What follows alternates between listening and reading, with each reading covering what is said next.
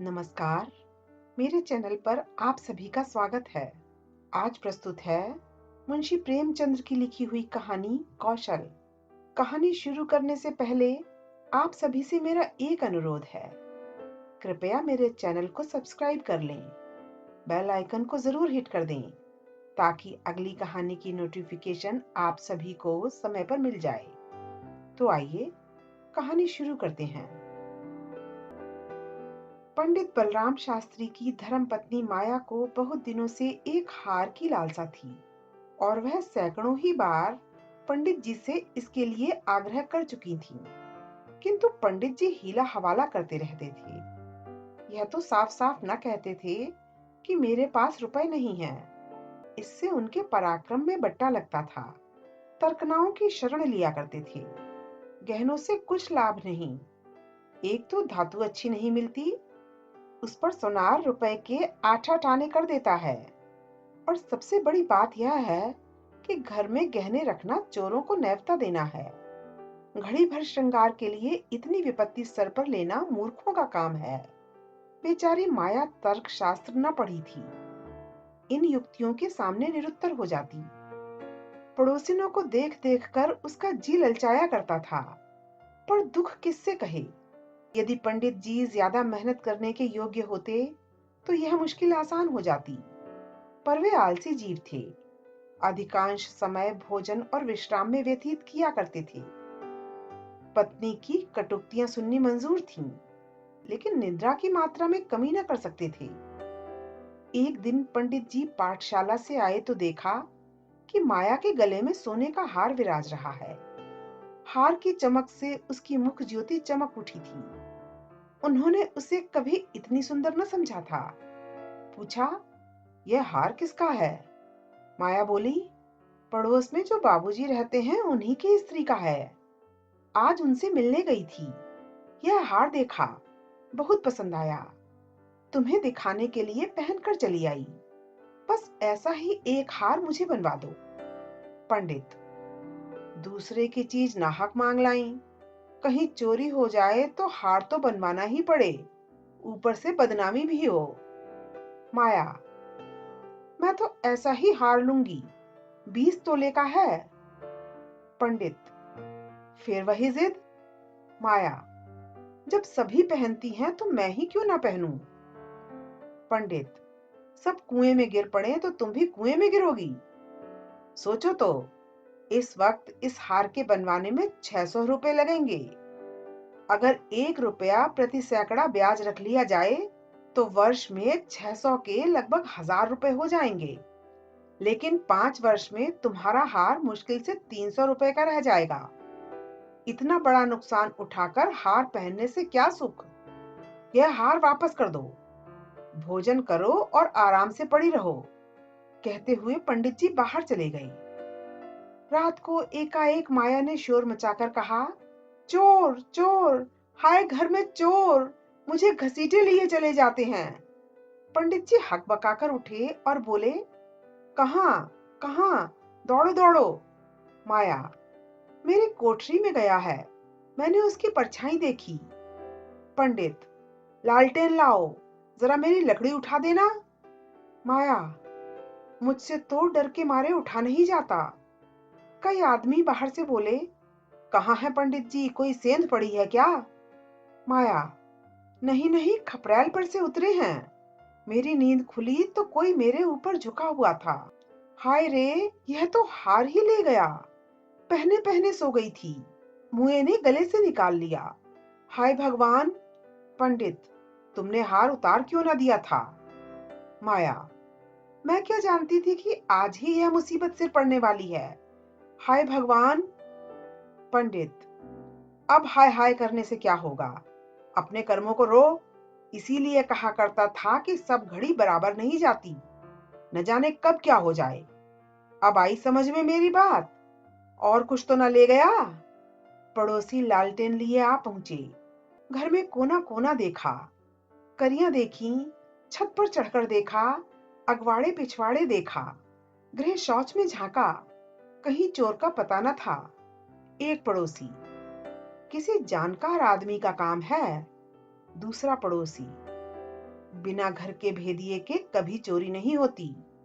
और कुछ तो नहीं ले गया? माया, और तो कुछ नहीं गया। बर्तन सब पड़े हुए हैं, संदूक भी बंद है। निगोड़े को ले ही जाना था तो मेरी चीजें ले जाता। पराई चीज ठहरी। भगवान, उन्हें कौन मुंह दिखाऊंगी? पंडित, अब गहने का मजा मिल गया ना?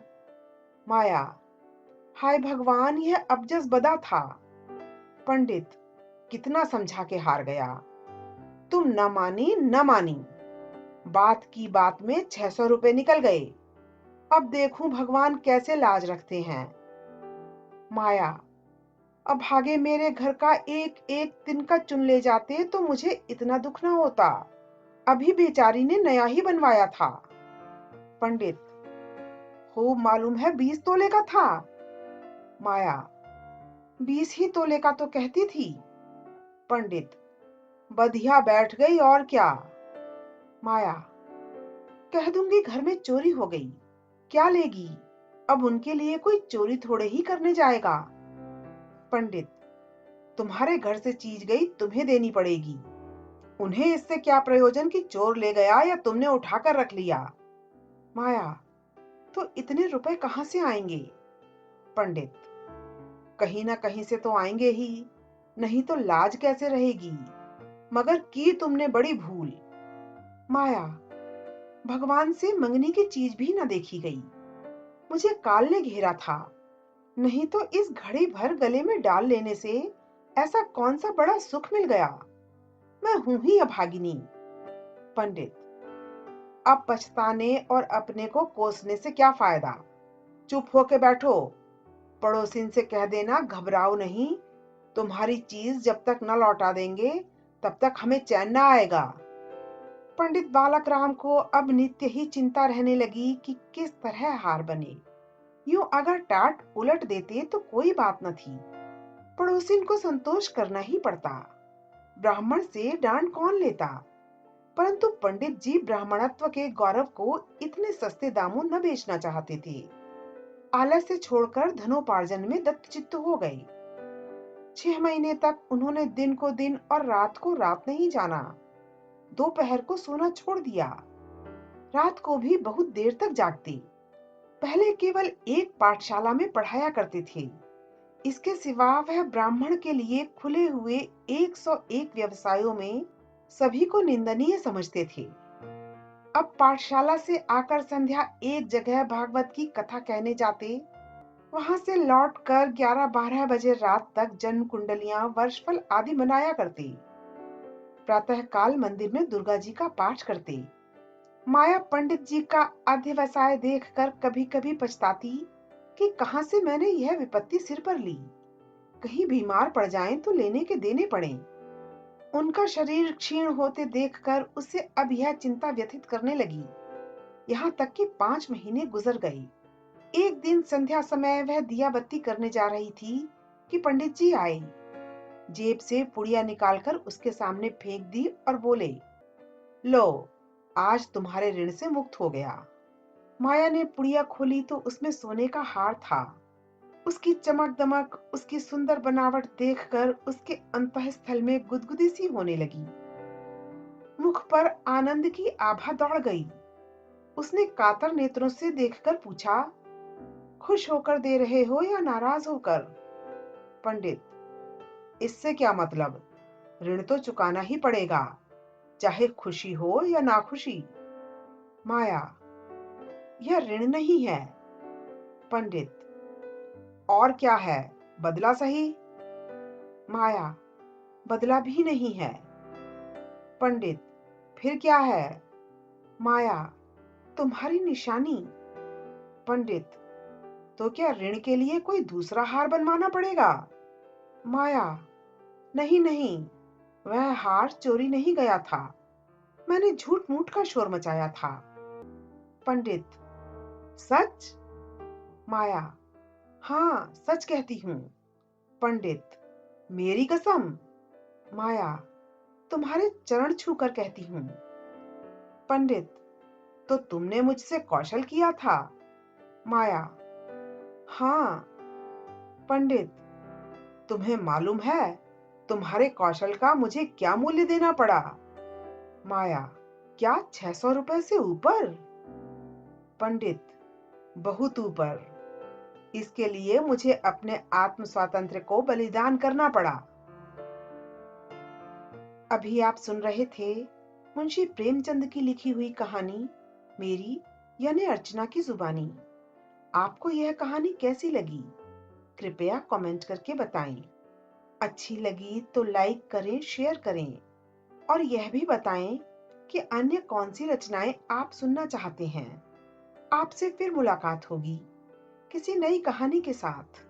तब तक के लिए धन्यवाद।